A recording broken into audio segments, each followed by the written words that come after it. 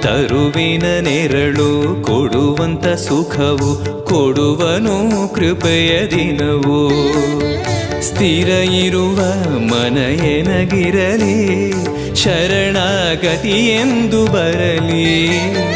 ಭಗವಂತನ ಪ್ರಿಯ ಮಗನಿವನ, ಸಾರಿ ಬದುಕು ಇರಲಿ.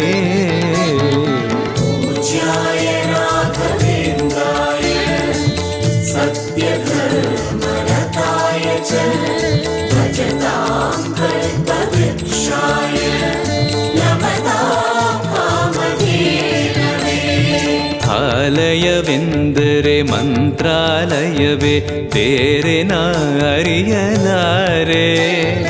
ರಾಜನು ಎಂದರೆ ಶ್ರೀ ಗುರು ರಾಜನೇ, ಮತ್ತು ನಾ ತಿಳಿಯಲಾರೆ.